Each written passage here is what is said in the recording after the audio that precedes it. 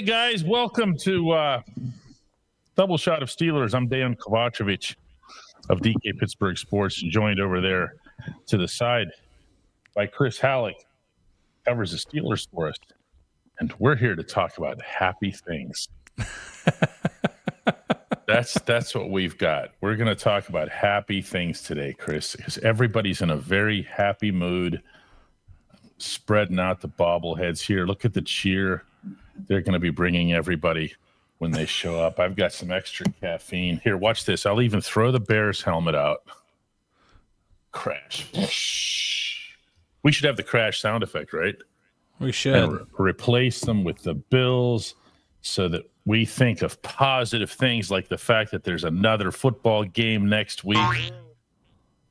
That doesn't make that sound. Okay, now a gong would be more appropriate for what happened yesterday in Chicago. Hi guys, take it easy on us, all right? We're not here to like for you to vent like listen to this dude. You guys should be real journalists and ask hard questions to the coaches. Oh God. This is anger transference. It's not what reporters do. Yeah. We have stuff that we're covering, that we're writing, and we ask questions to gather information. We're not angry fans. We're not fans at all. So don't bother with that stuff. It's not going to get you very far. It's probably just going to get you another gong. Or worse. Let's see if Chris can find that gong button again. Oh, God, that's so much worse. But that's what that guy's doing. He's been doing it for 24 hours. He's like, I'm so angry. Who's there for me? You on the video screen. And then they come after us. You know, that's not okay. The Steelers do have another football game.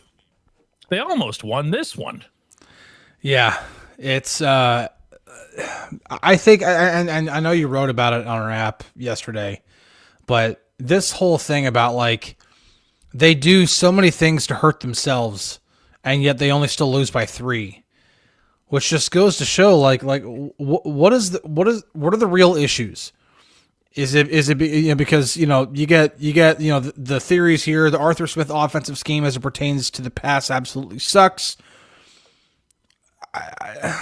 Listen, and then there's the whole thing about like using too many tight ends, even though Sean McVay uses more tight ends than the Steelers do, and Sean McVay seems to know what he's doing.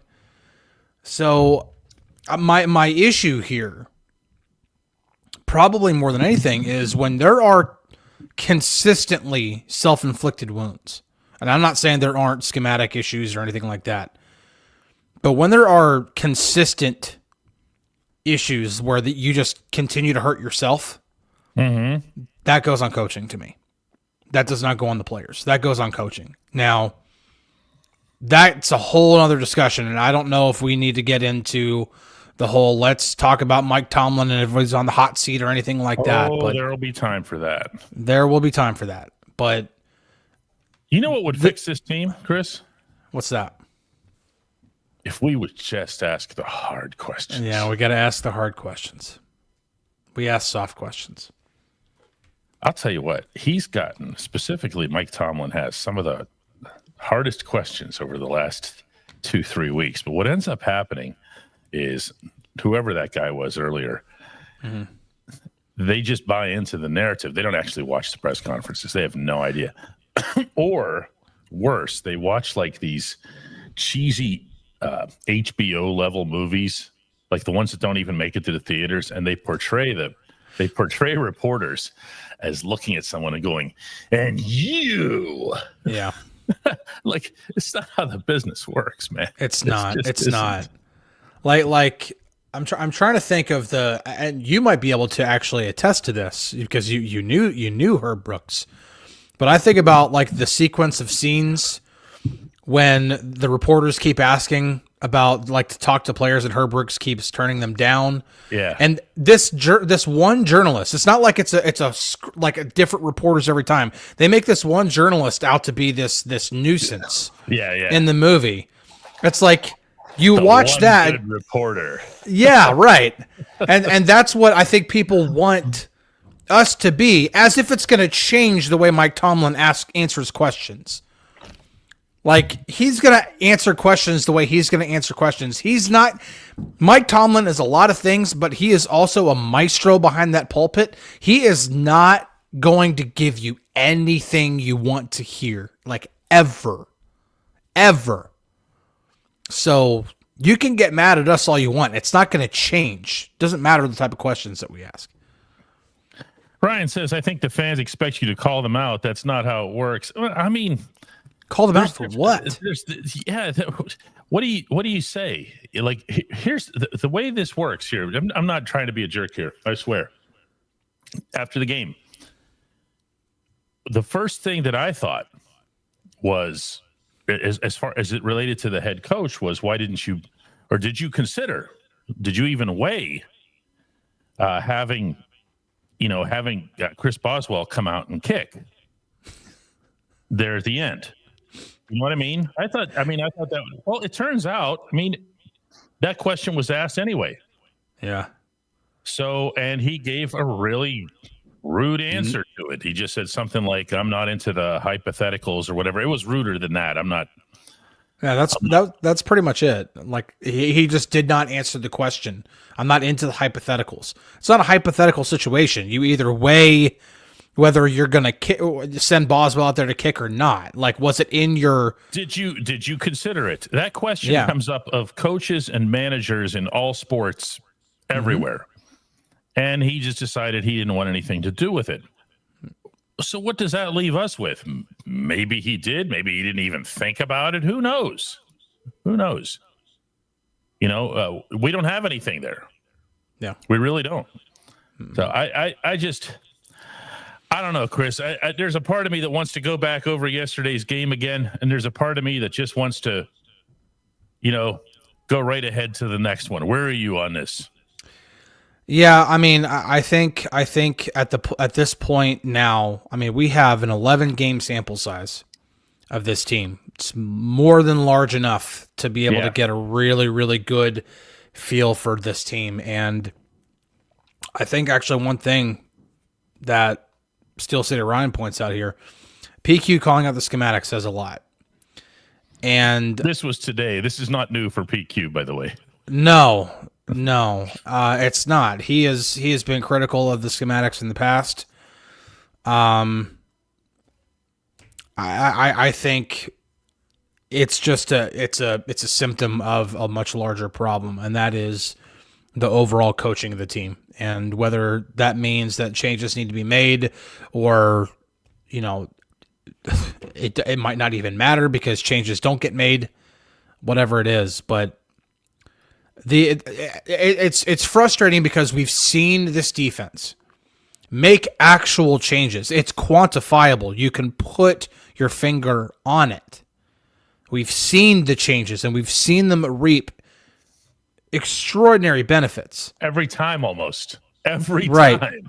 Yeah. Right.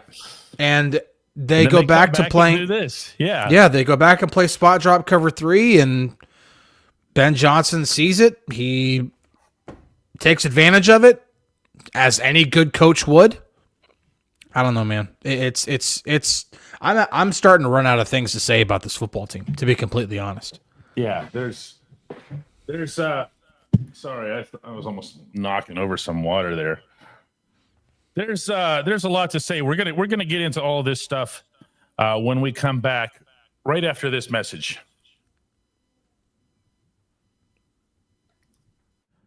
For those of you who are doing real work in construction, in a warehouse, if you're a mechanic, you want reliable, comfortable gear to help you perform well on the job. Brunt Workwear's got you. They've got waterproof boots, safety toe, soft toe, pull-on, lace-up, whatever you need. You can wear them to work, and if they're not right for you, send them back. I don't know of any other brand doing that. Brunt was tired of the workwear brands out there cutting corners. You work too hard to be stuck in uncomfortable boots that don't hold up. So they built something better. Boots that are insanely comfortable and built for any job site. For a limited time, our listeners get $10 off. Just head to bruntworkwear.com. DKPittsburghSports.com. Use the code DK Sports and you're good to go. After you order, they'll ask you where you heard about Brunt. Do us a favor here at DK Pittsburgh Sports and tell them it was from this show. Uh-oh. Where did DK go? I don't know what happened to DK. I'm trying to fix the camera. Go ahead and talk. It's your show. All right, I'm gonna talk while the camera's trying to get fixed. If anything, I'm just gonna switch the cameras really quick so that we don't get whatever spaceship that just landed in the HQ there. Yeah. So if you think that the Steelers are gonna try and cover the spread, or if they can cover the spread, they might not be able to. I have my serious doubts that they're going to be able to, but if you think that they're going to, you better get the FanDuel Sportsbook because they have the latest futures odds and win totals right there. Jump in on the spread. I don't have the spread right here in front of me, and my phone is being used as the camera, so unfortunately I can't look it up right now. But you should place your bets today. I would encourage you to place a bet on the AFC North and not a favorable one at that. At least not for the Steelers, because that's the place to go do it. So go to the FanDuel Sportsbook, place your bets, do it now, because I think the season's pretty much already written. It just is. I'm like I said, I'm running out of things to say, like not just like good things, bad things. I'm running out of all kinds of things to say about this team.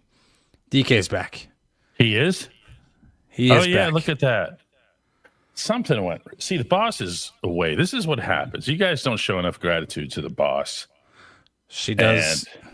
And she's the one that makes things actually happen around here. Otherwise, we look klutzy like this. See, I'm trying to pick up that. See, I got a whole new setup, and I'm trying to make sure I'm good with mine. Yeah. My desk is completely flipped around and everything. I look like a Bond villain. I wish the desk is just way too big for what I use it for. So yeah. Yeah, there was some other sound coming in the opening segment. I have no idea where it was from. People were complaining about it. This is, not that. Yeah, there's still something. Like I can hear me talking in the background. Can you hear that? I cannot. I can just hear you. No, but like other me is talking in the background. Anyway, listen, this show is wow. We're off the rails here. Let's move forward here. This team is 6-5. This team has still a tough schedule ahead of it. Not that they're in a position to look at any opponent and say, "Wow, they really stink," like including the Dolphins. So what you have to do is you have to just. TJ Watt, I thought, summed this up better than anybody yesterday. Just said, time's ticking. Whatever it is we got to do to get better as a football team, we got to do it now. And what you have to do beyond that is figure out who you are. That's the part that, to me, Chris, I started this one earlier from William. He says, "Hey, DK and Chris, it looks like they're always overthinking what they do. Example, we're running the ball so well that we have to stop running before they stop us." I don't know, man. On one hand, you want to say Arthur Smith had 186 rushing yards and good job. You wanted to see them running the ball and everything else here. And on the other hand, you're like, why did you stop running? 186. Go ahead and make it 250 if you have to. They weren't going to stop you. They had no inside linebackers. How about not throwing over the middle, Chris? Have I mentioned that they had no healthy inside linebackers? None. What are you trying to reinvent the game? I can't believe some of the stuff that I saw yesterday. And that's not to say that the players didn't make their own mistakes and the players and everything is on the coaches, the way people like to talk in extremes. It's not. No, there's blame My to go goodness, around. there is. Yeah. Yeah, there's plenty of blame to go around. We were talking about it when we got off the plane. I wasn't overly impressed with Mason. That doesn't mean he played bad. Doesn't mean he played great either. I wasn't overly impressed. I thought he played the way a backup would play. That's what I would envision for a backup. But if that backup is supported by a strong running game and by not making turnovers, then you stand a pretty decent chance of winning the game, because it's not like he was, like I said, it's not like he was completely terrible. But there were some rough moments, and then on top of that, you have some self-inflicted wounds. Why is Darnell Washington going one-on-one against Montez Sweat? I understand we like to think, I want to say we, I mean the fans, because that's like I'm using that as a kind of a joke. Darnell Washington is not a tackle, despite what many, many, many fans think. He is not a tackle. He might think that he can become a tackle, and I bet if he put his mind to it and trained to become a tackle, he might become one, and might become a good one. But right now, he's not. He's a tight end. And this just goes to show. Like, again, it's all these different things. It's player execution, it's coaching schematics, it's personnel choices, it's play calling. There's not one or two things that you can point to and say, this is why they can't get over the hump. Like last year, the quarterback play plummeted. And that was one thing we could really point to. And then on the defensive side, they couldn't get in sync with each other whatsoever. The communication, the miscommunication was an absolute, you could see it every single play. There was one thing on the offense, there was one thing on the defense. It was easy to point it out. It's just a hodgepodge of issues. Like they just don't, there's not one thing to point at. It's so much. And that's why it's so discouraging, because this team should be way better than it is, and it's not. Frank says Mason Rudolph didn't throw anything in the middle of the field. Mason Rudolph doesn't call the plays. Neither does Aaron Rodgers. So this has also been going on. Criticize them. Yeah, they haven't been thrown to the middle of the field for years. A long time. Yeah. And that all comes from the head coach. He's had multiple coordinators. He's had multiple quarterbacks. The same pattern is in place. He quite literally lives in his fears of the turnover. And I get that to an extent. He looks at that statistic and says, wow, that just defines football right there. If you win the takeaway battle, you win the game. So I'm not going to give them the ball. Still got to play football. You still got to play the game. I mean, the gap, Chris, you see the side-by-sides on next-gen stats of what Caleb Williams did and then what Mason Rudolph did, and you think, oh yeah, one team has a quarterback and the other one doesn't. No, one team just terrified to throw the football in the middle of the field.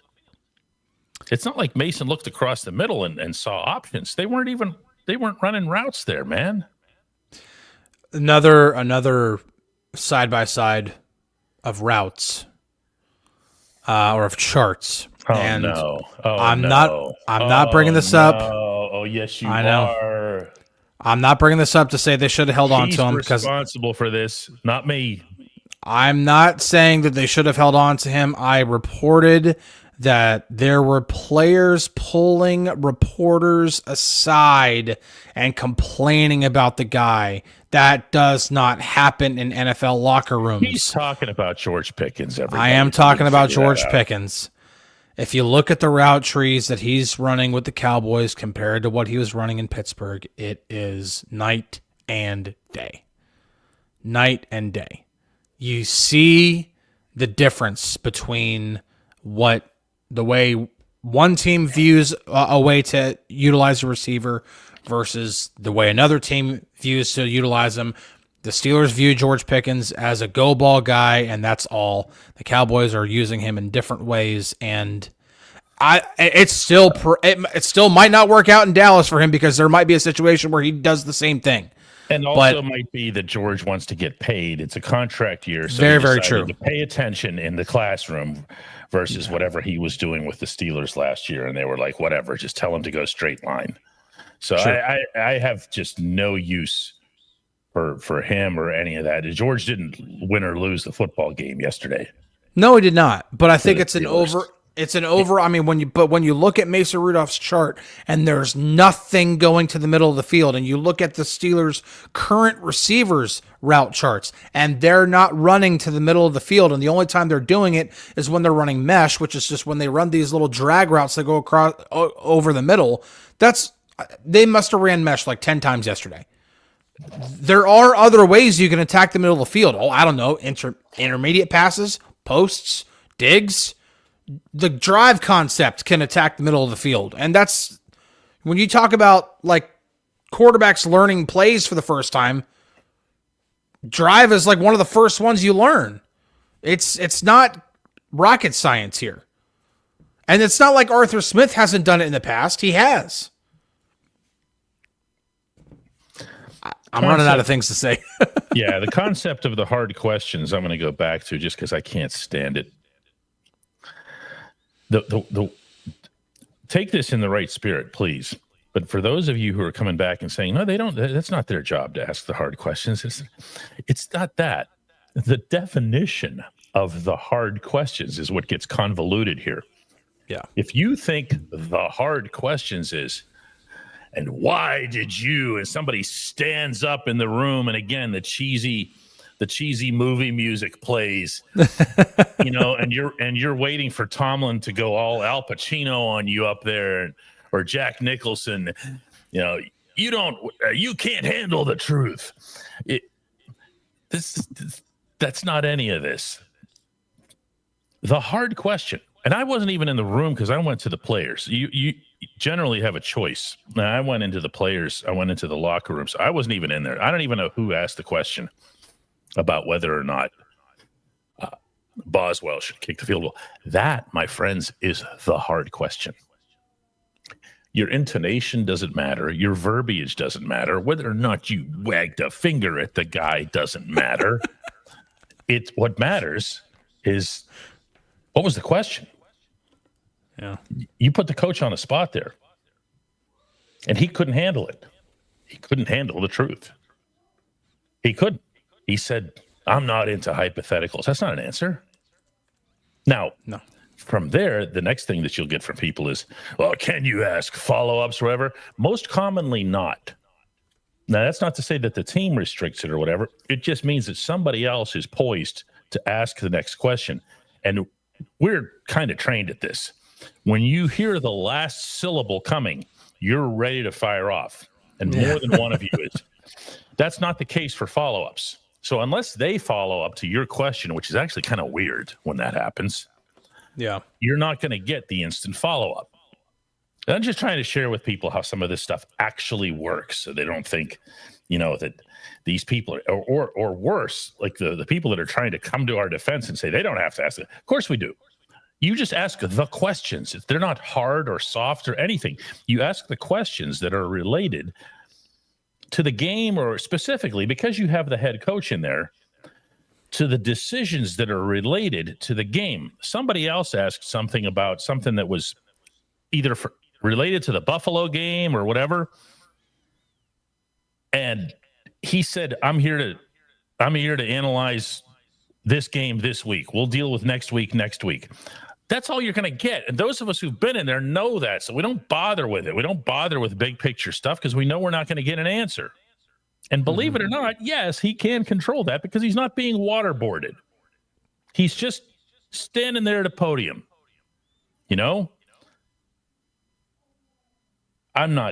Frank Rice says, I'm not seeing any of the money that they paid for DK Metcalf. Yeah, you are. I mean, He's shown at times. He's also been banged up. I don't know that Chris. And this was one of the thoughts that I had here because they keep throwing these jump balls up for him, and I don't know that they're necessarily using him the way I think of Metcalf when he's most effective is that 80-yard sprint off the line of scrimmage. When he does Yeah. Okay, on the field. That to me is using Metcalf properly. Yeah. I like that. But have jump balls, I don't feel good about them heading That's to not him. Yeah, that's not him. his game. That's not his game. And I understand, like, when you look at him and you see, 6'4", and he's built like a Greek god, and everything, like, you might think, oh yeah, that's his game. It's actually not. He's not a contested catch guy. That's never been his game. He's just like, and the thing is, again, this is what really kind of irks me. Arthur Smith knows how to use these type of receivers. I think of A.J. Brown. I think of the ability to catch and run. A.J. Brown could do that, and Arthur Smith knew how to utilize that. DK Metcalf, we've seen. When has Metcalf been at his best in a Steelers uniform? Is it making contested catches? No. Or is it catch and run? Right. It's not just the 80-yarder. There are other. I mean, the Jets, the season opener, there were 2 of them, and one of them kind of sparked them early on that first drive. I mean, you literally that is his game. And yeah, I mean, Big Tiny says it right here. DK is better at running a post or a cross, not a go ball. I mean, it's true. I mean, yeah, you can throw him the go ball, but the best time to throw him a go ball is, number one, when there's not a safety over the top, and you literally are trying to have him run past the corner. You're not trying to lob it up and trying to throw it back shoulder, and that's just never. Not saying he can't make those catches. He actually has this year, but the percentage of the time that he'll catch them is not as high as it would be for, I don't want to bring him up again, for that type of a receiver who does specialize in being able to make contested catches. Yeah, that's a George area. Yes. Yeah, that's a thing you want out of George. Yes. Yeah, and you expect to get that ball went up. If that was George on the other end, you're expecting him to come down with it probably about 90% of the time, unless he's interfered with. Right. And yeah, looking forward, there isn't anything that the Steelers don't need to upgrade or address. They are running out of clock, as TJ said. They need to start stringing together wins, and they need to start doing it against quality teams. Now, that's not unfathomable. We've seen them. I don't want to keep pointing to the Colts as if that's the rule and not the exception. But it happened, and it was real, and you could feel it from the first quarter onward that the Steelers were going to win that game, that they were going to beat the team that had the number 1 record in the NFL. That's how competitive, that's how fired up, how everything they were. And that's not what's happening now. Something's got to happen. I don't know what it is, Chris. I don't know if it's, one of the reasons, and I stated this at the time, that I was in favor of Mason Rudolph playing Sunday, was that I felt Aaron Rodgers needed just a plain old break. Not a literal break in his wrist. That he also would have benefited from just, hey, heal up a little bit, come out there and look the way you did back in weeks 1, 2, and 3, and in Ireland as well. Maybe that's it. I don't want to lay everything on the quarterback, just like I don't want to lay all the criticism on the quarterback. I thought Mason Rudolph played okay yesterday, just like you did. 24 out of 31. Yes. You're going to take that from your quarterback. It was the yardage enough? No. Did you still want to see them run the ball more often? Yes. I don't know that they needed to throw the ball 31 times. Did he come up with 2 long, healthy drives? Yes. Did he get you a touchdown when you most needed a touchdown? Yes. Really nice ball, too, by the way, to Pat Freiermuth in the back of the end zone. That was his best throw of the day. It really was. It was also his patience. He waited for Pat. Mm-hmm. He waited for Pat to just give me a door here, give me a window, there it is, boom. You know what I mean? Yeah, that was his best throw of the day. I thought there were the last throw to Metcalf. I mean, looking back at that, he kind of stuck with DK, and he shouldn't. Yeah, you mean the one that was batted down? Yes.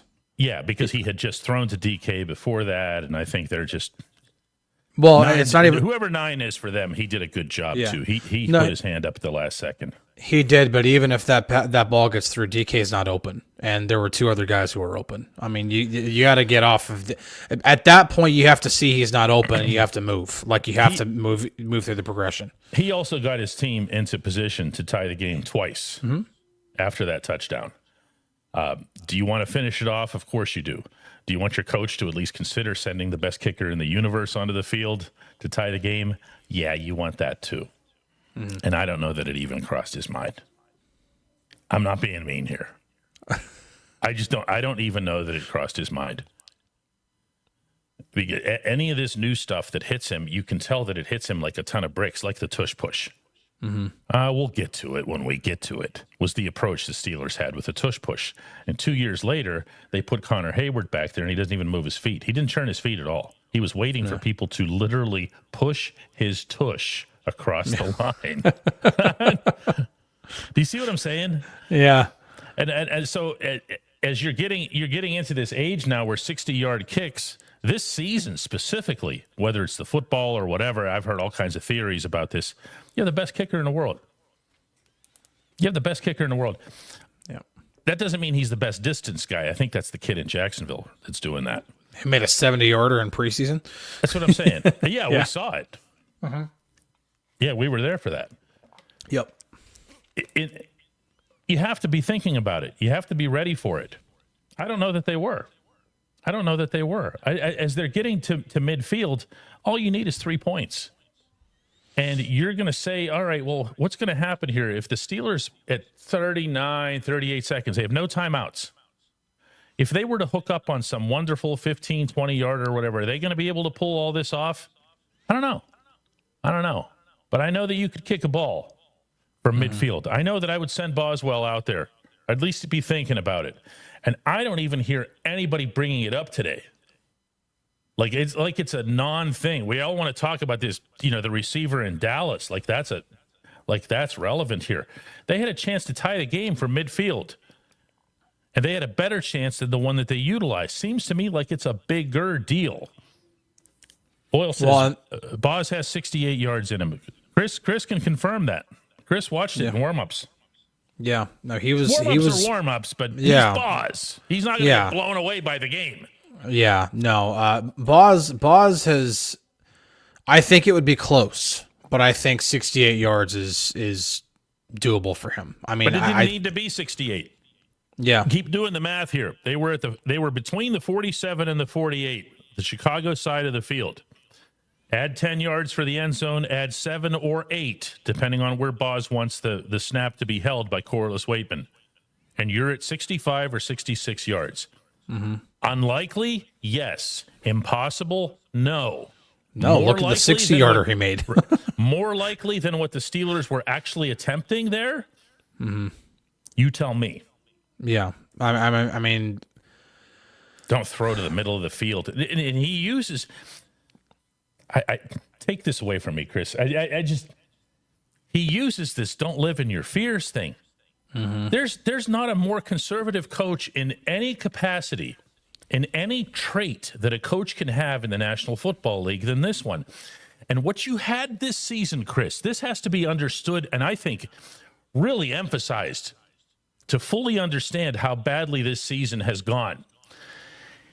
He was given essentially by Omar Khan, Andy Weidel, and of course he's involved in the personnel decisions, a group that was always going to be high risk, high reward. They were going to be a defense built on takeaways. They were going to be an offense that was going to be built on a 41-year-old 4-time MVP. Everything was this or this. The only thing that didn't match that approach at any point was the coaching. The coaching was always, well, we have what we have and we're going to stay within it. And that's not it. That's not what beat Indianapolis, Chris. They beat Indianapolis because they came out there looking to tear their throats out. They came out there being that team that everybody was talking about at St. Vincent. And what they get instead is they back off and everything's all passive and the defenses cover whatever, 0, 2, 3, whatever, hanging back. The way you saw the Bears get that, was it the DJ Moore's second touchdown? Mm-hmm. That's stomach turning stuff, Chris. Take everybody through that. It's stomach turning what happened there. Yeah, I mean, this is, again, when Ben Johnson, again, he's a smart coach, and he sees, Steelers are playing a healthy dose of spot drop cover 3. Well, you ask any high school coach that is worth his salt. JV. Yeah, I mean, you ask any high school coach, what's a beater for cover 3? And you get a number of answers, but usually one of the go-tos is 4 verts. 4 verticals. 4 vertical routes, and especially if you have trips on the one side. They've got to have something where if they see trips on one side and they're in spot drop cover 3, they got to be like, okay, we got to check out of this, whatever it is. Cannot allow this to happen. So what happens is, the one receiver who's solo, he's taking the one deep defender over there. I mean, cover 3 is 3 deep defenders, so let's do the math here. It's 3 versus 4. We don't need to get all Bill Walsh on this. Okay? Yeah. It's 3 people trying to cover 4 receivers. 2 of them are coming at the same guy. Who was that, by the way? Whoever the middle safety was. I don't remember exactly who it was, but whoever the deep middle safety was. It might have been Ramsey. So doesn't matter who. I mean, it doesn't matter who. Yeah. Because he's got to cover 2 guys. Okay, Troy Polamalu and Ed Reed in their prime aren't covering 2 guys. The greatest safeties who've ever lived aren't covering 2 guys. And this is the stuff that PQ's talking about. They're the ones that have to deal with this, and they're the ones that catch the garbage for it when they're out there. Like, they don't know what they're doing. But they're lined up with 3 guys back against 4 receivers running vertical routes. That's what Chris means when he says 4 vert. It's forced, essentially, not completely, straight lines coming right at you. Yeah. Well, the one, like when you talk about the trips on the one side, the number 3 receiver, so the one closest to the offensive line, specifically is trying to run a route that bends toward the middle to take away that middle safety. That way, the number 2 receiver, who's in between the one furthest away and the one closest to, has that wide open window to run through in between the 2 deep defenders on that side. This is why it's a standard cover 3 beater. Again, this is not like, wow, look at how he schemed him up. This is high school stuff. This is basic college stuff. Like, this is not. It's stomach turning. How long before Tomlin and his coaches lose that locker room? Dude, did you listen today? Not to us, but to PQ. Yeah. Do you think if PQ is saying that into the microphone and in front of the cameras, can you imagine? We don't have to.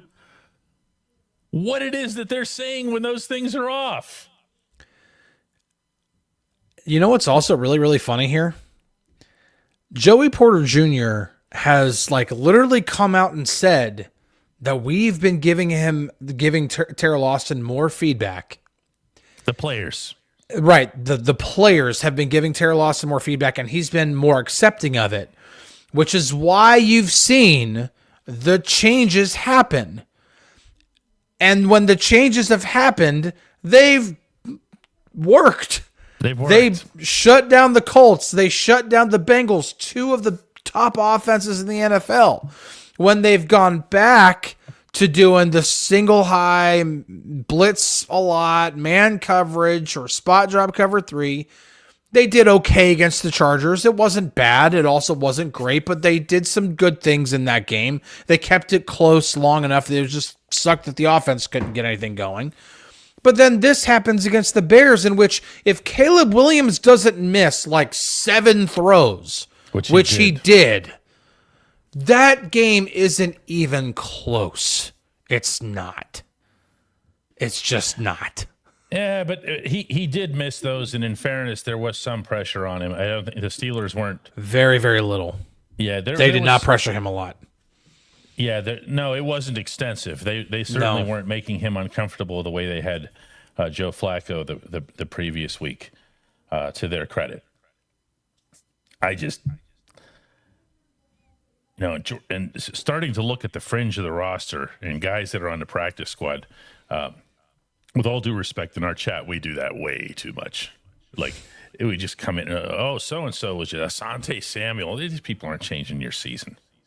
Yeah, every once in a while, you'll land a Kyle Duggar, and then within 2 weeks, Aiden is on here saying that Duggar's no good anymore. I'm teasing you, dude. Also, Duggar was an actual acquisition. That's like the one actual acquisition they've made. Everything else has been practice squad guys, which is typically what happens in the middle of the NFL season. Yeah, the issue here isn't anybody that's on the fringe of anything. Yeah. It's the starters, and in a couple of cases, it's the stars. It's the biggest names. And then it's also the coaching, that they were never able to assemble this. I don't mean to be talking about the season in the past tense. They're 6-5. They're tied for first place. There's actually, I'm sure, a certain percentage of people that would have taken this going into the season. If they told you that in week 12 you would be da-da-da-da-da, yeah, okay, yeah. Let's just go ahead and make it work from there. This has been deeply disappointing, and at the same time, Chris, I don't know that I look at any of this and say, wow, I'm stunned. If anything, what the Steelers have left me with, I'll shut up in a second here, I promise. No, if you're anything, good. What the Steelers have left me with, feeling right now, is, what are we even doing here? What are we doing here? Because you could win next week against the Bills, and you could do it in all kinds of things, and we'd come on here on Monday and we'll praise them and say, hey, they made some really good adjustments here. These are things we didn't see coming from the coaching staff, and maybe even a couple of players will surprise you. And then the following week, the Dolphins will come in and Tua will throw 4 touchdowns on you because you gave them the entire middle of the field, and you'll be terrified of throwing to the middle of the field yourself, or excess running, whatever that constitutes in the sport of football. We can only run so much, No, man, just run. Just throw to the middle of the field. Stop being so afraid of everything. You had a team here. You had a roster that was built for risk. And then you went into the season and took none. 0. Team that won't even go for it on 4th down a quarter of the time compared to the rest of the league. Yeah. And he still talks about 4th down as if it's some sort of thing that just landed from outer space. He was asked about 4th down yesterday, and he says the time that he went for it, the failed tush push. Why did you go for it? Well, there are times in a football game where if you don't make one of those, you don't deserve to be. That's stuff that somebody said in 1940. Okay, nobody talks like that about 4th down anymore. 4th down's just a down. It just means you'd rather hold on to the football than have a 30-yard punt, which they had 3 of yesterday. Yeah.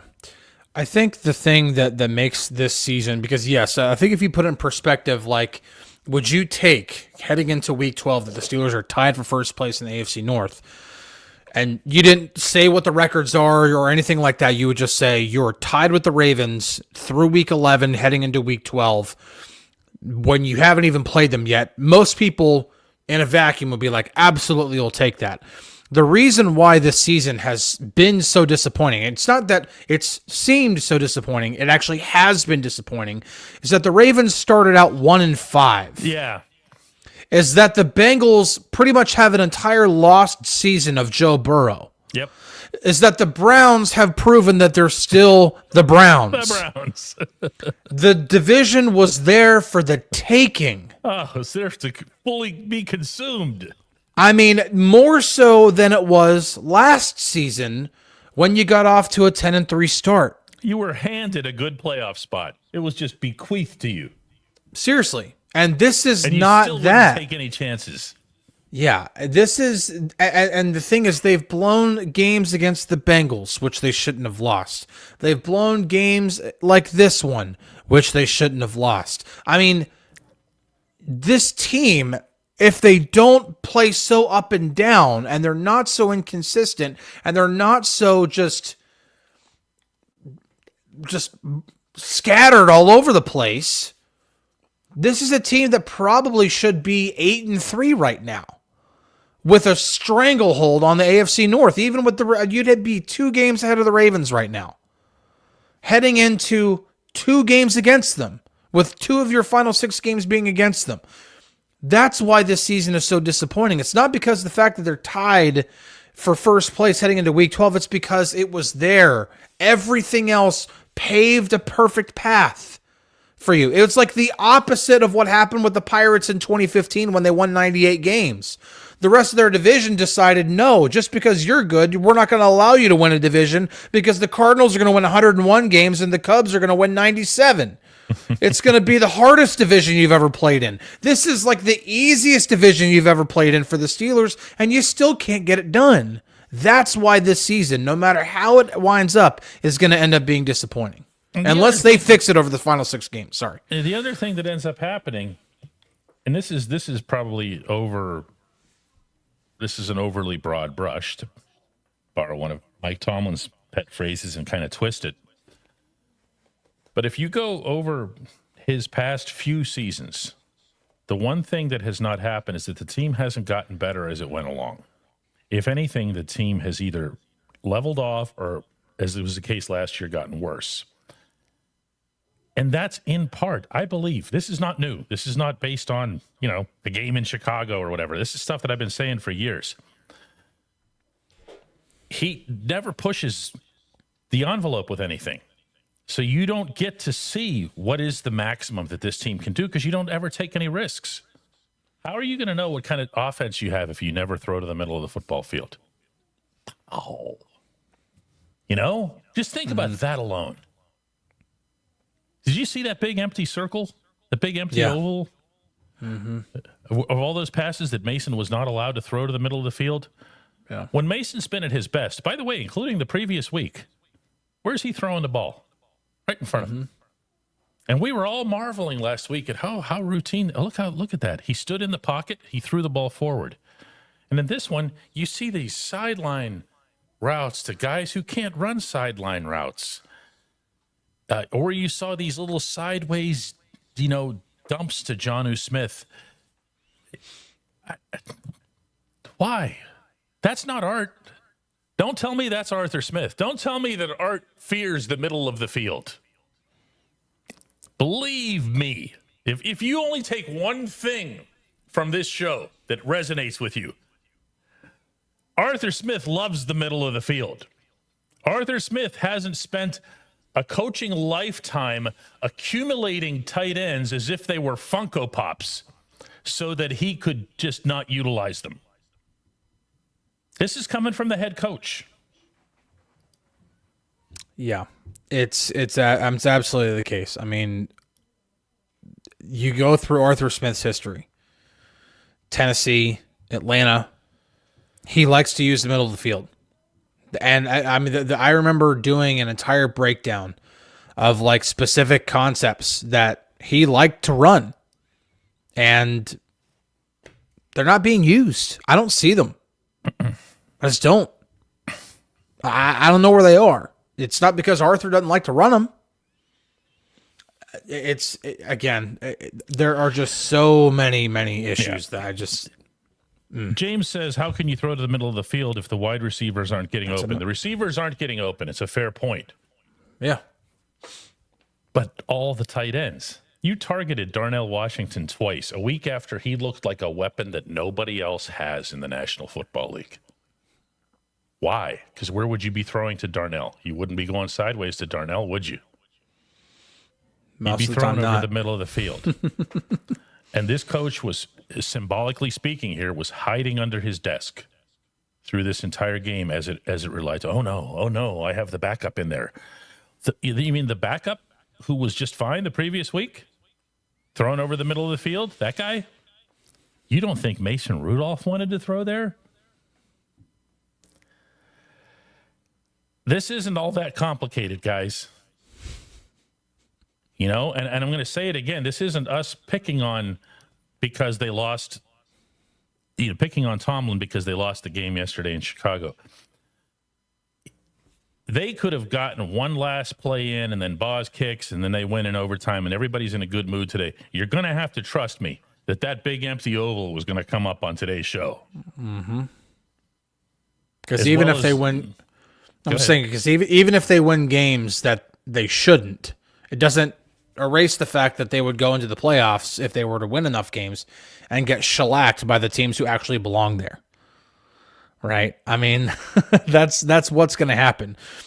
Unless, I mean, again, it's 11 games. It's not like we're projecting what this team is going to do based off of 3 or 4 games. This is an 11-game sample size. We've seen enough that unless if for whatever reason, some sort of rabbit they're about to pull out of a hat over the last 6 games, this is the team this is just the 2025 Steelers. This is who they are. And if they somehow squeak their way into the playoffs, either because the Ravens ended up not winning enough games down the stretch or whatever, it doesn't matter because they're going to go up against the teams that actually belong there in January.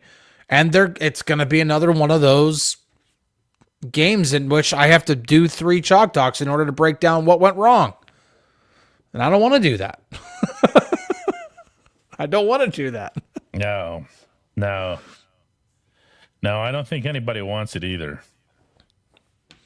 Arvakari says, I think Mike Tomlin privately rejoices when his feelings about certain players, such as Jaylen Warren and Mason Rudolph, are proven justified to any magnitude.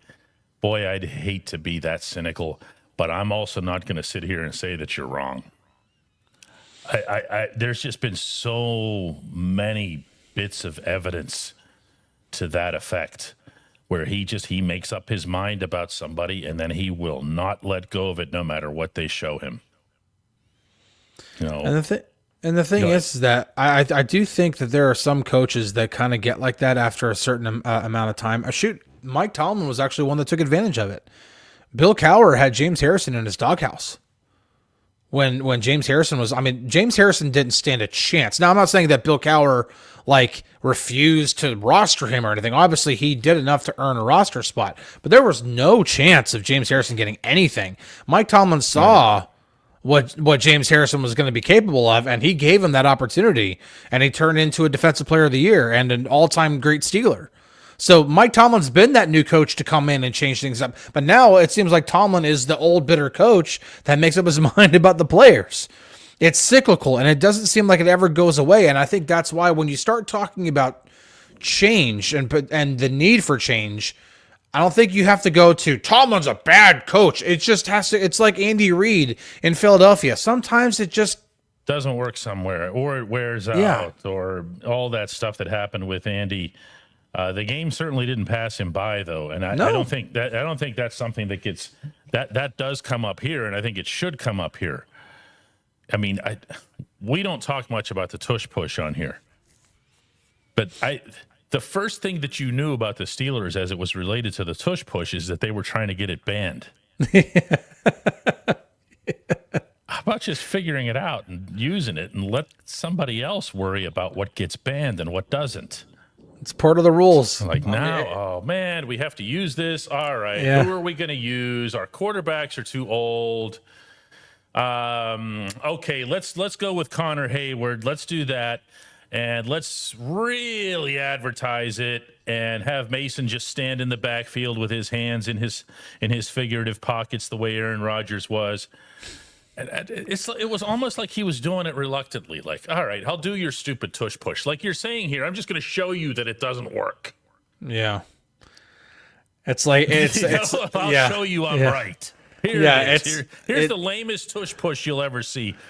I have 4 tight ends on this roster. I'm going to give it to the smallest guy in that room. Huh? Yeah. Let's do that. I'll show you. It is funny though, because it like the tush push has been around for multiple seasons, and it's just now at a time in which it's probably gonna be banned during the next owners meetings. Like it probably is. I don't know, Chris. It's not like it can't be stopped. No, it can be stopped, It's but difficult to interpret from a rule standpoint. that's the problem, is because the leg to stand on that they had for the teams, and it almost got enough votes. I think it was like 4 votes shy to get banned. And the leg to stand on that they were trying, or the leg that they were trying to stand on, was player safety. Now they have a mountain of evidence of how it just cannot be officiated. It just cannot be. They can point to how many times the Eagles get away with false start, the time that Jalen Hurts was stripped, but because they called forward progress, the ball squeezed. They have so many different things to look at and be like, number one, it's still a player safety issue, but now we can see, and it's been proven over an entire season, it just cannot be officiated. I think it's enough to get 4 votes or 5 votes, whatever. It wasn't many to be like, all right, yeah, it's got to go. But I'm just saying, like, I think it's ironic that most likely when it's about to get banned is now the time that Mike Tomlin's like, all right, let's try it out. And let's try it out in the most kind of Steelers way ever. Yeah. All right, guys, we're gonna call this one a day. I'm not gonna try to sell you the app or ask you to support what we do, because you're on a bad mood and you're not gonna do it anyway. But I will say that I saw something here earlier. Oh, this is from James. This is great. He says, DK, you mentioned at the start that you wanted to have a happy show. Call the FCC, baby. That was false advertising. Is there anything positive to take away from this? If I stretched it, I saw certain things that I liked on the field yesterday that I'm not willing to discard with the rest of the bathwater. I thought the Steelers did a nice job of forcing Chicago out of an intention to run the ball. This is something Chris and I talked about on the flight back from Chicago. That was a real thing. The Bears they just completely really wanted to run the ball, and the Steelers really, really wouldn't let them. That's a good thing. The Steelers also themselves ran the ball for 186 yards and yet left us all feeling that they could have had more, which is a credit to how they ran the ball. Yeah. Okay. If you only want to see something more if it's good, right? Okay. That's how good they were. I also feel, as James did, that to an extent, Mason Rudolph deserved a better fate.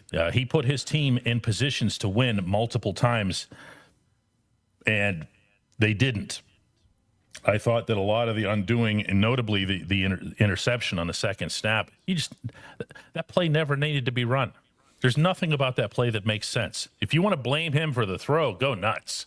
There was too much air under that ball. But it never needed to be thrown.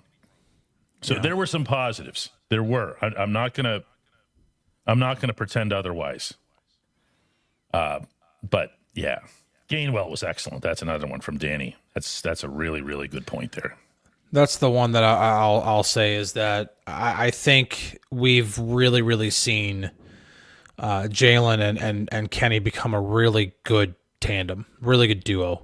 They've played really well. We can talk about Jalen Warren and the. I think the issue there is the way the rotation goes. We were talking about this yesterday. Like whenever it was Le'Veon Bell and D'Angelo Williams, there was a rhythm to it. There was a reason to it, a rhyme to it. This is just flailing about. All right, let's get Gainwell out there. Why? No idea. Let's just get him out there. Yeah. Jalen, come off the field. All right, Jalen, go back out there. It's 3rd and 27. All right, go out there. It doesn't. Yeah, there's no reason to it. But for what they're being asked to do, I mean, Kenny's now had 3 really good games. And so I think he has proven that he is worthy of being more than just, hey, that's the guy who's going to occasionally step on the field when Saquon Barkley needs a breather. It's a tandem. That's the way they're behaving. It's a tandem, and there's nothing wrong with that. There's nothing wrong with keeping both of your running backs intact, and then from there you have Caleb Johnson, who didn't get a touch yesterday. I don't think he stepped on the field. He did not. Technically, he dressed, but he did not play yesterday. Yeah, we know he's not. Yeah, but at the same time, you have to have another running back at your disposal. So I mean, his season is what it is to date. Guys, thanks so much for being here. Again, nobody's asking for any support or apps or anything like that today. Everybody just go on being miserable on this Monday. And maybe tomorrow will bring something. No, it won't. It just won't. It's going to be Tomlin getting defensive and snarky and everything else, and making everybody else mad. That's kind of how that goes. All right. Hey, I would say we tried, but we really didn't. It is exactly what it is right now. It's a tough time for the team, and it's beginning to feel like it started to later last season, where you just say, this is all so stale. This is all just the same stuff again and again and again and again. And even when it starts to get better, like Chris was saying earlier, that's just used as a launching pad to go back and do the same other thing. Mm-hmm. So that's why you have the 1 step forward, 2 back, or even if it's just 1 forward, 1 back. Because that's what happens. Coach gets away with something 1 week and then says, now I'm going to show them that I was right. And then it goes back. Mm-hmm. That's what it is. Did Jose pop in here? Is that what I see? He did. Jose popped in here. We're going to be more miserable in a half hour. Guys, at 5:30, Chris and Jose are beginning a Pirates show that's going to be called the Debut. You can't miss it. Podcast to be named later. If you thought you were miserable talking about the football team, wait till you see what these two dudes are going to bring. Talk about a franchise that really has no future. I mean, oh my goodness. It's what we do here. See you guys tomorrow.